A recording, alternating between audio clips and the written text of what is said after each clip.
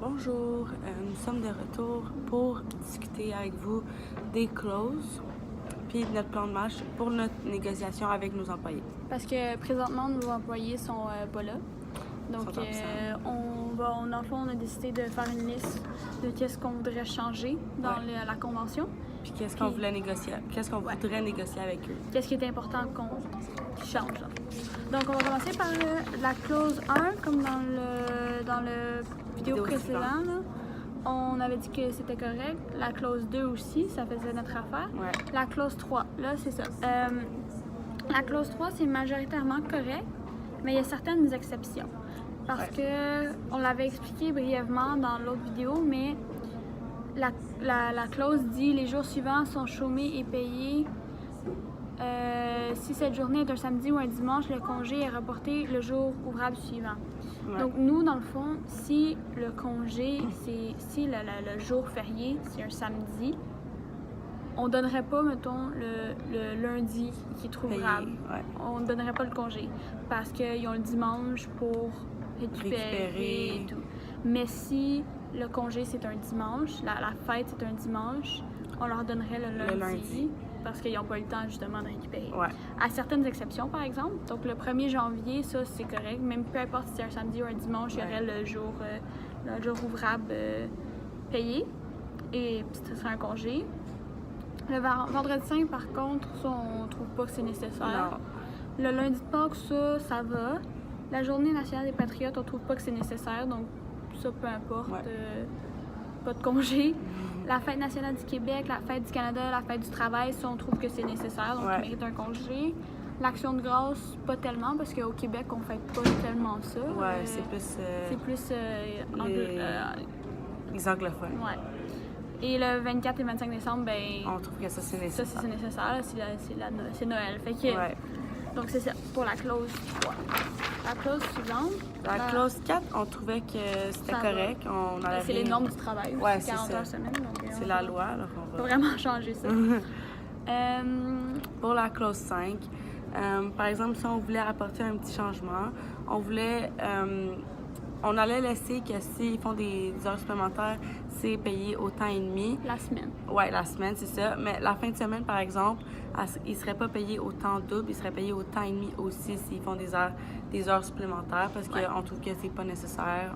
Puis ils sont payés trop cher. Ouais. La clause 6, les congés de maladie. Non, ça, c'est pas une clause... oui, en fait, non, c'est pas...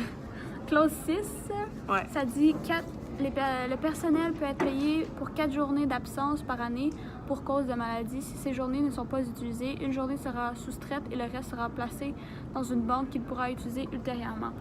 Donc, nous, personnellement, on trouve que c'est pas nécessaire d'accumuler ces congés-là. Ouais, parce que on se dit, admettons, on a des employés que ça fait 25 ans d'ancienneté qui sont avec nous. Ça fait beaucoup de... Parce que... Beaucoup de congés s'ils décident de l'accumuler. Mais on n'est pas sûr si c'est... s'ils peuvent les utiliser dans l'année même ou s'ils peuvent les accumuler, mettons, pendant 25 ans. C'est pour ça qu'on devrait le changer parce que c'est pas spécifié. C'est pas clair. Fait que dans le fond, nous, ce qu'on ferait, c'est... Tu as 4 journées d'absence pour cause de maladie payées. Si tu les utilises pas, ben tu les as pas en banque. Non. Ça recommence à chaque année. Exactement. Puis ça, on va en discuter avec eux, mais s'ils sont vraiment pas d'accord, on pourrait le monter à 5 journées d'absence. Ouais, exactement. Mais on va essayer de garder 4 journées d'absence. Ouais. OK. La clause 7. Ouais, les vacances payées. Oui, tu parlais de ça? OK. Donc, dans le fond, ça, on trouve que pour le moins de 1 an, le 1 an ou plus, ou le 3 ans ou plus, c'est parfait. On ne changerait pas ça. Par exemple, pour le 7 ans ou plus et le 15 ans ou plus, on trouve que c'est trop gros. L'indemnité en pourcentage, c'est trop élevé. Alors, on changerait pour les 7 ans ou plus dans notre document. Dans la clause. Oui, dans la clause, ça dit qu'ils ont 8 % d'indemnité pour le salaire annuel brut. Par exemple, nous, on le baisserait à 7 %, puis on donnerait 3 semaines de vacances payées qu'ils pourraient prendre. Au lieu de 4. Oui, au lieu de 4. Et ceux que ça fait 15 ans ou plus qui sont là, à la place d'avoir 10 % d'indemnité, on le mettrait à 8 % et il y aurait droit à 1 mois de vacances payées. À la place de 5 semaines. Exact. Pour la clause 8, donc ça, c'est pas vraiment... C'est une clause qu'on va essayer de négocier, mais si ça ne joue pas en notre faveur, non. Elle n'est pas très importante à nos yeux parce que c'est un sujet qui est quand même sensible. C'est pas notre première priorité. Dans le fond, c'est parce que ça dit les 4 jours suivant le décès sont des congés payés par l'employeur. Nous, on voudrait le réduire à 3. Mais c'est pas une priorité. C'est pas une urgence. Non. Après la clause 9. OK. Donc, c'est la période de probation. Ici, ça dit que tout employé ou tout employé féminin, masculin, doit travailler un total de 700 heures avant que son ancienneté soit reconnue. Pendant cette période, l'employé peut être congédié sans pouvoir contester son congédiement. Donc, ça, on trouve que c'est une clause nécessaire qu'on voudrait garder absolument. Par exemple, le 700 heures, on voudrait changer à 950 heures parce que on trouve que 700 heures, c'est trop court. Puis, on trouve que c'est important de garder nos employés au moins une demi-année.